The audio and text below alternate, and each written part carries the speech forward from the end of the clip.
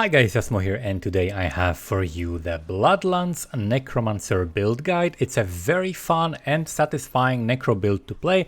It's actually way cooler than I thought it would be because we get a huge amount, like absurd amount of attack speed depending on the setup. There are just so many different aspects and so many ways that this build gets like a super huge amount of attack speed and extra lances, so you just see lances flying everywhere at a lightning speed. It's really fun to play, and it's very simple as well because it's basically just a one button build with some extra optional skills that you can use. So let's go over the skills first. We're using Bloodlance, of course. This is the main skill we're using. It spawns blood orbs, which we are going to consume through another aspect that has a lot of really cool synergies, and it has guaranteed overpower as well. So overpower is one of the ways that we are actually scaling our damage. For the basic skill we're using a reap, but it is really not necessary. We're gonna get to the point where our essence generation, even with insane attack speed, allows us to just continuously cast Bloodlance. So the basic skill is definitely not something that you need to be using, but reap, if anything, is gonna be giving you extra damage reduction, extra attack speed, and generate an additional corpse. So we have to put our points into something, so we put them in the reap. Next skill is gonna be the corpse tendrils, and that of course is pretty much in every single build because of the sacrilegious heart. So corpse tendrils allow you to get either vulnerable or the extra blood orb for a ton of synergies that we have, and it just stuns the monsters, pulls them together. It's really amazing for just hitting multiple monsters with the same spear. The more targets you have impaled with a spear, the more spears you generate, and the more damage the first hit of a spear does. It stacks like exponentially the more targets you're hitting with the spear. So it's really useful. And then we also have corpse explosion because we have a ton of different synergies. Like we have a synergy from one passive that grants as essence whenever we consume a corpse. We also have a chance to generate a blood orbs because of the aspect of the embalmer. So corpse explosion, simply just 1 point in it, is going to allow us to constantly consume corpses through the sacrilegious heart. And then we have also bone prison for like an on-demand vulnerable that we can put on a boss or a pack of monsters that were pulled together with the corpse tendrils, right? So as the stun is expiring and the vulnerable is expiring, we can just put them all in the bone prison and continue just like chucking spears at them while they're stuck in there. And then we have blood mist for a defensive cooldown, just an on-demand unstoppable and immunity, which is basically gonna just guarantee that you pretty much are never gonna die in this build unless you make like multiple mistakes in a row. So now let's talk about the Book of the Dead and what we are sacrificing, because we are sacrificing all of the minions. So we have here the Skirmishers, which is 5% crit. This is better than, you can also pick the defensive resistances, but resistances are really not that great. So you can get the crit chance because we need to crit for this build, but we don't have that many sources of critical strike chance, so it is definitely very useful. Then we're sacrificing the Bone Mages for the overpower damage because we are scaling overpower damage. And then for the golems we have two options, either more life, which also scales our overpower damage, or we are doing the attack speed, which is the more fun option, just more damage that way, and that's what I would pick. And now let's go over the gear. So I'm gonna go over all of the pieces, just explaining piece by piece which aspects we're using and what stats you're looking for. As you can see, this character has a lot of attack power, even though we're using a one-hander. It has a lot of life, like 14, almost 15k without any buffs or anything, without really focusing that much on the life and having like super great rolls, but we are definitely picking life wherever we can. And of course we have almost 1000 willpower, and the willpower is super powerful in this build. First of all, it gives us the resource generation, and we need that resource generation because we are throwing so many spears so quickly. We definitely need as much essence regeneration as possible. We need many different ways of regaining that essence because we're spending it like crazy. Then also it gives us healing received, so almost doubles the healing received, basically increasing the amount of health we're restoring through the blood orbs, and that is also increasing the amount of essence we're getting through another aspect that I'm going to explain in a moment. And then of course it increases the overpower damage, so we're benefiting from all of the aspects of willpower. That's why we are stacking a ton of it. So we are stacking all stats and willpower on every single item that we can. Other than that, on the helmet, we also have life and armor. So on all of these items, you're looking for like all stats, willpower, and then life and armor. That's your bread and butter or on most of the items. Then we are using the aspect of disobedience because we're attacking very quickly, hitting a lot of targets. So it's going to get stacked super quickly. For the chest, again, we have life. We can have armor or damage reduction while fortified, or just damage reduction, any like a good defensive stat. And then all stats, willpower again. And here we have the aspect of the protector because there's simply no other defensive aspect that really fits this build that we can utilize, and most of the threats come usually from the elite monsters. The one that gives you damage reduction while using basic attacks doesn't really apply to us because we don't really use basic attacks. Then for the gloves, you want to have a lot of attack speed. You want to have a lucky hit chance to restore primary resource. That's a very, very useful modifier. So we basically want to proc this a lot, and that's why we also want the lucky hit chance, and of course ranks to Bloodlance. So those are the ideal stats that you want on your gloves. If you can get like the lucky hit chance, then maybe you can get something like crit chance, and that would be basically the only replacement here. And for the aspect, we're using accelerating aspect, which gives us 25% increased attack speed if we crit with core skills, and that is basically all the time. We attack so many times that even without a huge crit chance, we basically can proc it all the time. On the pants, we've got again life, damage reduction, so life and some other defensive stat that is good. Could be armor, could be damage reduction, or damage reduction while fortified, and then also as much willpower and all stats as we can, just to basically stack the willpower as much as possible. And for the aspect, we have the embalmer. So the embalmer basically gives us 30% chance to spawn a blood orb whenever we're consuming corpses, and we are consuming corpses constantly because we have the corpse explosion and corpse tendrils just going off all the time because of this vicious heart here, right?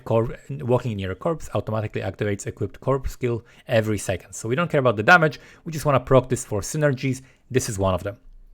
And then we have, of course, the boots, movement speed as much as possible, all stats willpower, and then essence cost reduction is what you need. There's basically no other options on boots. If you cannot like get all stats, maybe you could get like fortified generation. Fortified generation could be also a useful stat on this character. And then we have the wind striker aspect, basically more movement speed as we are critting. Very, very useful, just makes us move faster through the dungeons. For the weapon, we are using a single-handed weapon. There is an option of using a two-hander.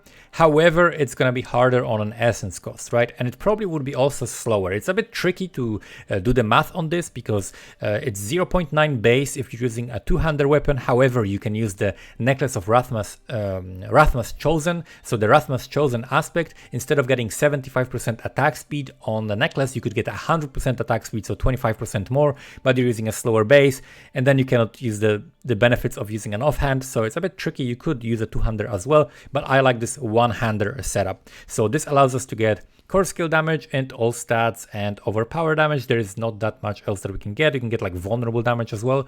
And then we're using the serpentine wand of Hungry Blood. So the Hungry Blood is the aspect here, and that gives us 48% damage on extra blood lances. So whenever you're shooting a blood lance at a target that is already impaled with a blood lance, it's gonna shoot an additional blood lance at a nearby enemy, which basically gives you more projectiles, more chances to trigger all of these other synergies that we have. And then for the amulet, like I already said, Rathmas Chosen, so that is the attack speed whenever your blood skills overpower. That is all the time. We have guaranteed overpower like every 6 attacks, plus also the guaranteed overpower from the key passive, so we're overpowering all the time. It's very, very reliable, so we can keep up this attack speed buff. And then on the stats itself, we want essence cost reduction as much as you can, movement speed as much as you can, and willpower percentage increase. So these are the important ones. And then for the passives, you can get like Fueled by Death, or you can get, there is also another really good one. I think it's this one, right? Coalesced Blood. This gives you a huge amount of multiplier, so additional 18% increased damage, which is very massive. That will be even better than the Fueled by Death. And then we're using a Wrathful Heart in here. So we have two options. One option is to use the Barber, and one option is to use the, what's it called? The Barber and the Malignant Pact, right? So the Malignant Pact is two different playstyles. So one playstyle is with the Barber. This is overall slightly more powerful. You're gonna clear slightly faster, you're gonna do slightly more damage. However, the build is not gonna feel as satisfying because you're not gonna be doing these like insane, just like stacking billion spears and billion spears flying around, because you're gonna lose some of the synergies while your damage is being absorbed. You're not gonna be proccing overpower until it explodes and so on. So even though overall it's still an increase, it doesn't feel as cool as playing with something like the Malignant Pact, which gives you extra attack speed and also gives you the barrier, which allows you to just be tankier and just like stand in place and throw more spears. So I prefer playing like just for fun to just stack lots of these spears with the Malignant Heart. However, the Barber is the more powerful one overall, but it's not a big difference. You can play with either one. Next we have rings. On the rings you want resource generation, max life. You also want the you can get critical strike chance, you can get overpower damage, and you can also get a lucky hit chance. I had bad luck with the rings. I was trying to get the perfect rings for the longest time and I couldn't get anything good, but rings are not that important for this build. Then also for the aspects, there are a couple of really interesting aspects here. So first one is the one that enables a ton of synergies, the Gore Quills aspect. Basically, whenever we're casting a Blood Lance, it will consume nearby blood orbs to conjure even more lances, right? And by consuming these blood orbs, we actually are getting all of the benefits. So we're getting the healing, we're getting the essence generation from this aspect that I'm going to explain in a moment.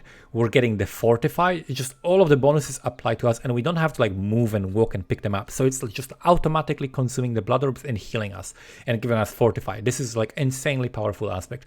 And then we have the aspect of the potent blood. Basically, whenever we are consuming a blood orb, we are gaining essence whenever we are at full life, and we're at full life all the time because we're healing so much with this build. So you recover your life very quickly with this build. You're often at full life, and if you, for example, are not at full life and you are missing some essence, you see that you're starting to run low on essence, you just use a potion, you heal up to full, and you start recovering the essence, right? So this is really good. The potions also serve kind of as like a recovery for essence, which is really nice. So those are the aspects, and also the last one is the focus. So the focus has to be used instead of a shield. We cannot use a shield. First of all, this is giving us more damage, so it's an offensive option, but also we need to imprint the Bloodseeker's aspect, which is giving us 25% increased damage per lanced enemy. So you kind of want to spread your lances and just spread them across like multiple targets, and that's going to make it so that each of your lances deals more damage, multiplicative bonus, to the first target hit, right? So this is going to be very helpful for taking down elites. And also on the mods on this focus, we want something like maximum life, which I don't have here, but I have all stats instead, which is not too bad. Then we have a lucky hit chance, resource generation, and another source of essence cost reduction, which we're trying to get everywhere we can. And lastly, for the gems in the gear, rubies everywhere. Overpower damage, maximum life, which scales overpower damage. That's exactly what we want. Now let's go over the passives. So on the passive skill tree, I have the hemorrhage here, but I would definitely recommend the reap. We just put 1 point into this. It doesn't really matter. We don't use this. Then we're putting as many points into Bloodlance as possible. Enhanced Bloodlance Supernatural for spawning of the blood orbs. And we're also picking the unliving energy for increasing our maximum essence. This gives you a little bit of a buffer. So before you encounter a pack, before you fight boss, you're going to have higher amount of maximum essence. So you're going to be able to attack quicker, attack more times before running out of essence. For example, if you get unlucky with lucky hit procs, this is still gonna save you a little bit. Then we have hued flesh to generate corpses because we attack a lot, and we have pretty decent lucky hit chance. Let's see, this is 45% lucky hit chance, and we attack a ton of times. We're gonna be spawning a bunch of corpses for our synergies. So it's gonna be the corpse explosion, and then also blood mist is gonna generate extra corpses as a defensive cooldown.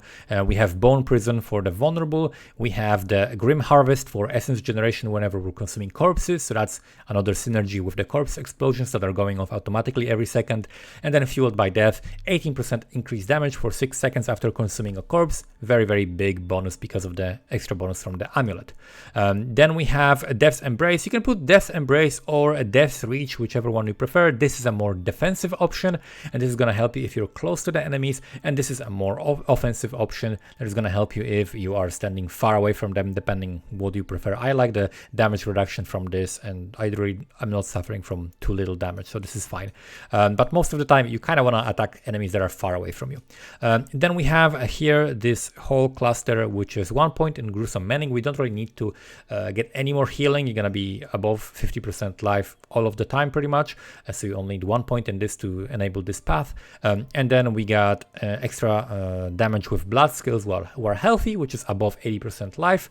We have extra overpower damage, and then we have also the fortify. So we have a couple of sources of fortify.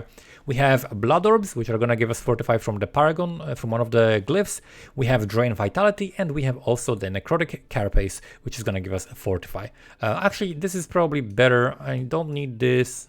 Probably 3 out of 3. That's going to be in the build planner as well. And then we have corpse tendrils, which you can have either the blood orb or you can have the vulnerable, whichever one you prefer. And then we have all of these passives. These are like often overlooked.